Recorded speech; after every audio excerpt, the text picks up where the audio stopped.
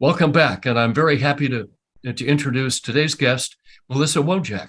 Melissa is a director of, I believe, excuse me, vice president for government relations at Monster. I hope I got that right, Melissa. Please correct me if I'm wrong. And we'd like you to, we're just delighted to have you with us. Melissa, you played a very, very important role in the creation of the eGov Act. And so if you would please first tell us a little about yourself, describe what you do today, and then reflect on the role you played. Tell us what your role was in the origin of the eGov Act. Sure. Thank you, John. As John said, my name is Melissa Wojciak, and I'm Vice President of Government Relations at Monster.com. So I primarily work on, fittingly so now, internet policy and cybersecurity issues, federal contracting issues, and issues that impact Monster in the policy realm. I primarily work with the House and Senate and the administration in that role. I do some work with state governments where we have state labor exchange operations. And I've done that since I joined Monster back in 2006. Prior to that, I did spend quite a few years at what was then the House Committee on Government Reform and Oversight, and which is now the House Oversight Committee. In 2002, I was staff director of the subcommittee on technology and procurement policy at the time. And we were the lead subcommittee on negotiating the E-Government Act.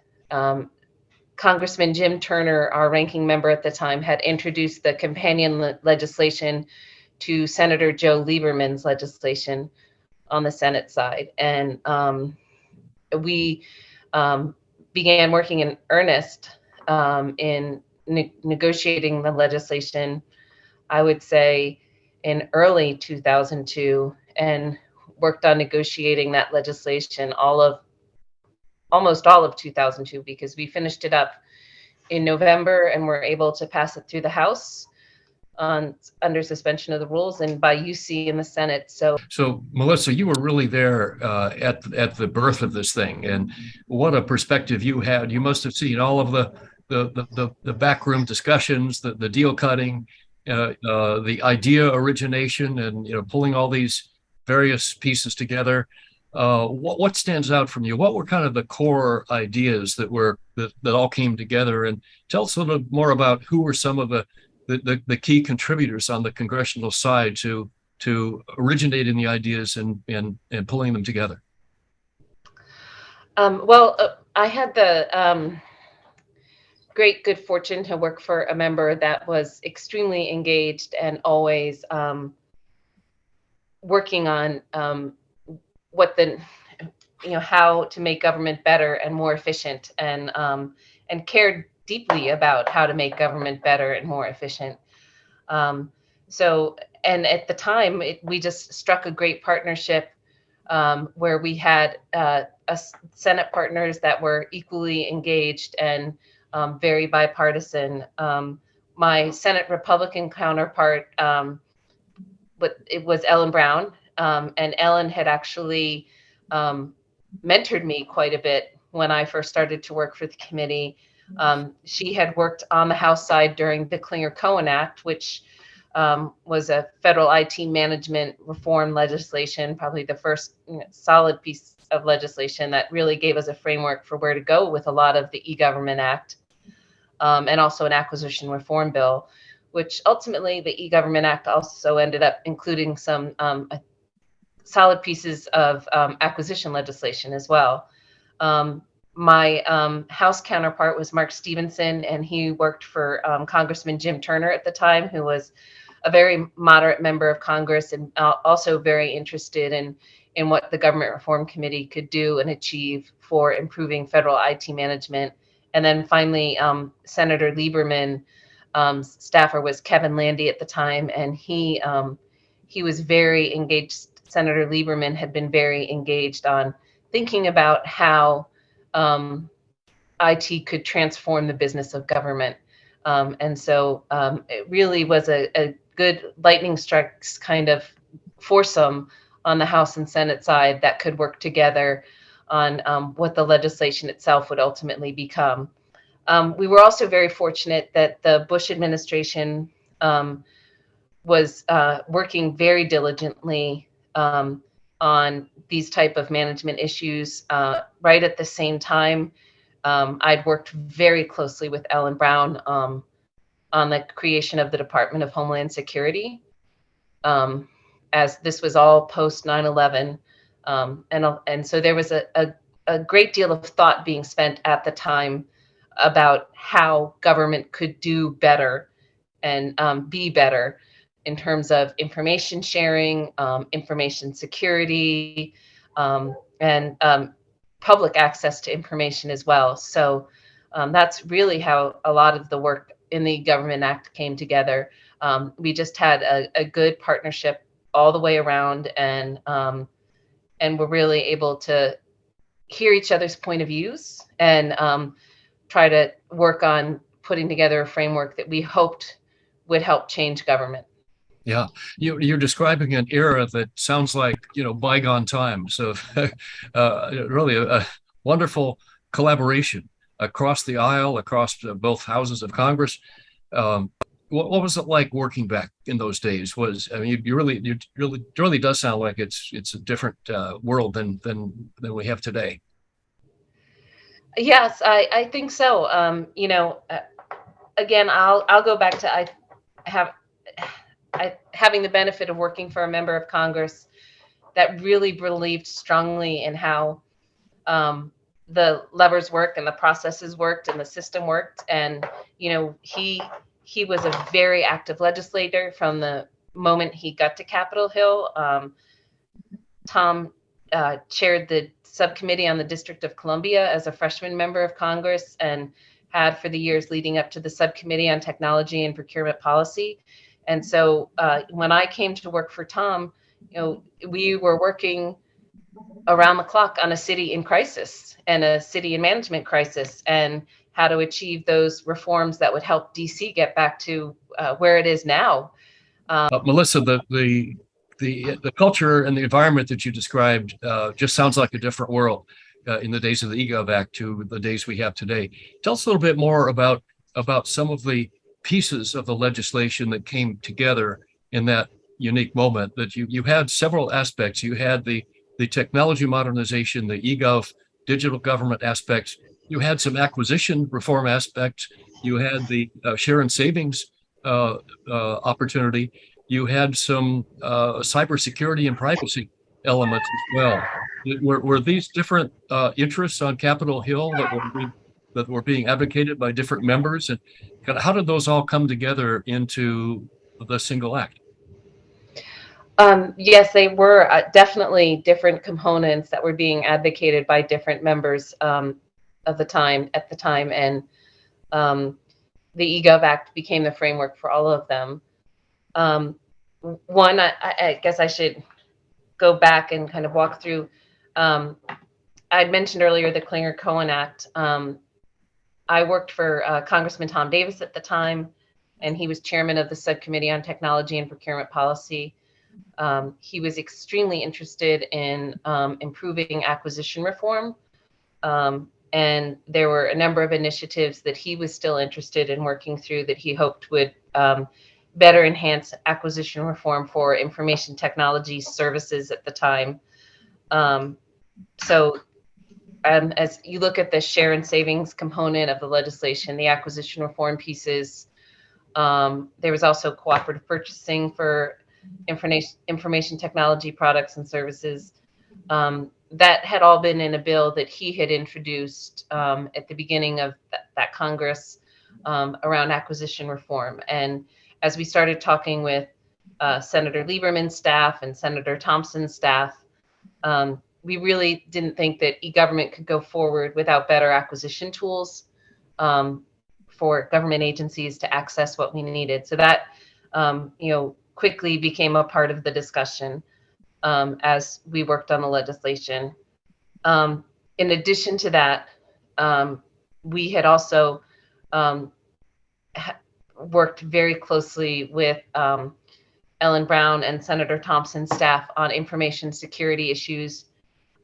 we'd worked for quite some time. We were very aware of information security vulnerabilities and IT vulnerabilities because we'd also worked through, it sounds like forever ago now, but the Y2K legislation that the House and Senate had passed prior to in 1999. So we were very familiar with the concerns that the federal agencies were not keeping track of their IT vulnerabilities and security issues.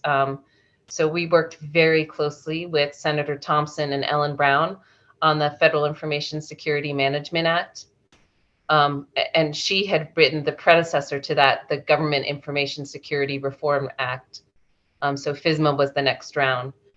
Then in terms of information and kind of the broader framework of the E-Government Act itself, much of that was really what Kevin Landy had worked on and worked through with the administration, what their priorities were in terms of agencies sharing information, agencies being more transparent with information, and agencies thinking more thoughtfully through their IT management. In addition, the administration had already made a step forward in their management agenda. They had appointed Mark Foreman as the first federal CIO within the Office of Management and Budget. And that really gave us the framework to negotiate what we thought that office should look like, and the administration the opportunity to frame out how to codify what they thought that office should look like within the Office of Management and Budget, and how it would function within the other management functions of OMB as well. So it was definitely an opportunity where all of the members negotiating the legislation had different interests and thought that this was really a great opportunity to transform how government operates for the longer term. Yeah, that's a great point that you just made about the creation of that office for the first time. And so let's move forward into the Bush administration. The act is passed. It's December 2002. It's kicked over to the administration and OMB to begin implementing. What do you recall from those days of early implementation efforts in the Bush administration? And what did you do from your post in Congress in oversight in those days? What were you looking? Well, it was quite a busy time, certainly after passing the eGov Act. As I mentioned, at almost the exact same time, we were also working on writing the Department of Homeland Security legislation. And then post-implementation of both of those pieces of legislation, Congressman Davis, who I worked for at the time, also became chairman of the full committee on House government reform and oversight. So we became very close working partners with the Bush administration on overseeing their implementation of the eGov Act. I worked very closely with Dan Chenuk at the time, who is still, I think, helping government achieve its goals and outcomes when it comes to the eGov Act. And the administration met with us frequently to talk about what their challenges were and what the next steps would be. And it was also, kind of the way Congress operates, or we operated, is a very busy time in terms of subsequent pieces of legislation as well that we had to pass to. We had FISMA correction items, and then there were subsequently reform legislation for DOD at the time for their personnel system that had been spurred by some of the changes in Department of Homeland Security's personnel system. And then, believe it or not, also a good bit of postal reform legislation, and then 9/11 commission legislation that all kind of run right after the other as we worked on implementation of the legislation. Yeah, well, you had a lot of things keeping you busy. So let's go a little bit further forward. So the Bush administration comes to an end in 2009, 2008, 2009. We have the new Obama administration coming in. I think that was around the time then that you had left your post on Capitol Hill and had moved to Monster. And now you're working for a very important e-gov company that is a very important player in the government shared services marketplace, providing HR tool sets to help the government modernize and manage the hiring and HR processes more effectively.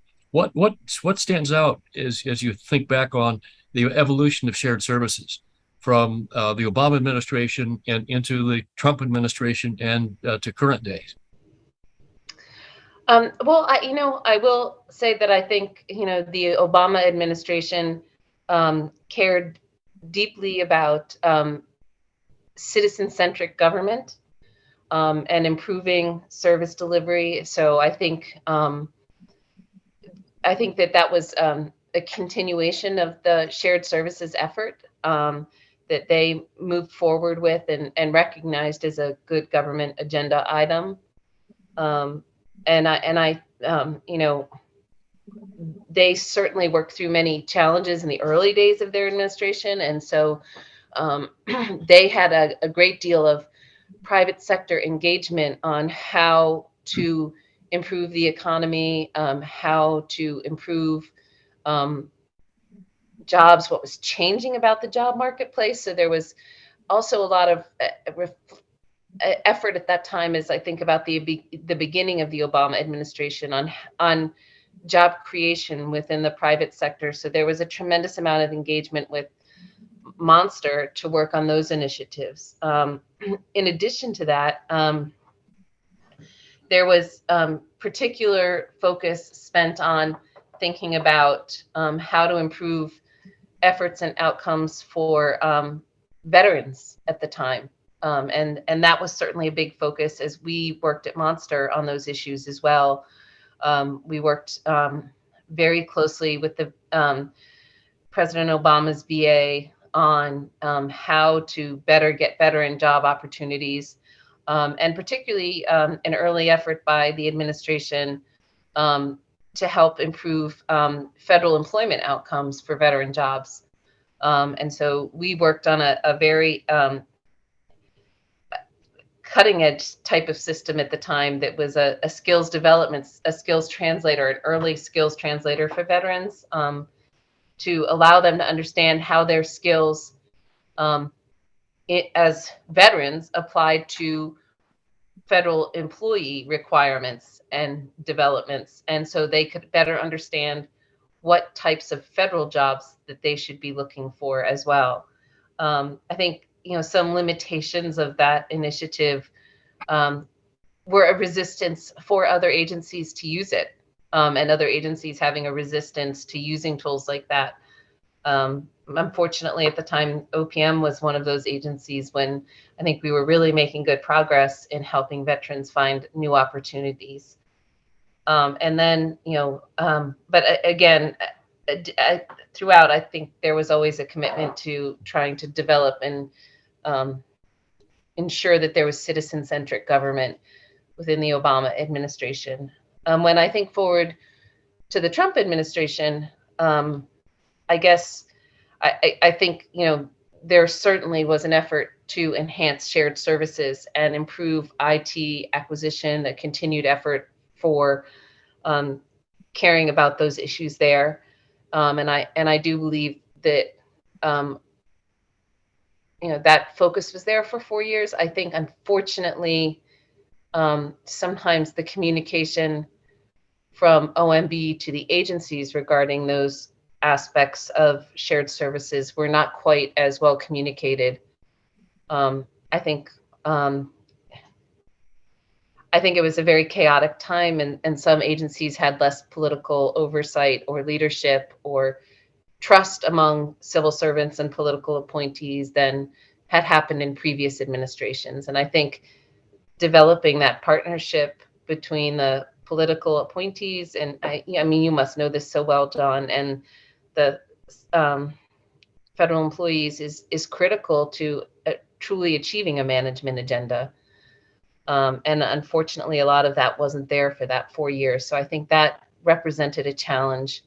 I know we at Monster found it challenging at times. It seemed like you could talk to OMB and they were on the same page with you, and then walk across the street to OPM and there was no one in charge that had the same level of interest or concern. And I know OPM was one of those agencies that was often, it seemed, in chaos because there were plans to merge it into GSA at the time. So that was a little bit challenging. Yeah, those were definitely challenging and disruptive times. But we've covered a lot of ground, Melissa. We started out with the act itself in 2002. We've gone through the Bush, Obama, and Trump administrations. Now we're looking back 20 years since the act was passed. Well, what stands out for you as the most important lessons learned, and what's the unfinished business in fully implementing and fully realizing the vision of the eGov Act over the last 20 years? Well, I think, unfortunately, I wish there was, I think there's still a lot of unfinished business when it comes to fully realizing the vision of much of what was laid out in terms of the eGov Act. And I think shared services is one of those areas where we could continue to do better in terms of implementation of the act and how it moves forward. Obviously, the work that your organization is doing is amazing in helping to have the Biden administration look at shared services and appreciate the importance of this as a key management agenda item. And your work bringing the private sector and federal stakeholders together to talk through how this is implemented, how it works, what's been successful, what's not, is critically important to moving forward. I think, just reflecting on Monster's experience, that you've been able to host a number of forums around HR in particular has spurred the OPM to actually make sure it's taking a listening mode. It's thinking about how to partner better with industry. And that's really, I think, important. There's a lot to be learned from collaboration and from industry and government working together. And I think government faces more challenges when they push industry away. And industry, quite frankly, doesn't do as well when they forget the government's there. And I think you can see that in any number of ways or circumstances as you think through these issues. But, that the federal human capital management is a big priority for the president's management agenda. That they are talking about a human resources line of business and supporting it strongly. I think it's amazing that we're having better conversations about OPM around collecting information and sharing information about the federal hiring process. I also candidly scratch my head a little bit and think, why is it taking 20 years for us to get to the point where OPM's willing to work on a dashboard like that? And so I think that shows, we've come a long way, but we still have a long way to go. And we should all be committed to many of the goals that we laid out in the eGovernment Act, because I think they do, at the end of the day, promise a more citizen-focused government agenda and a more efficient government as well, which is something we all want.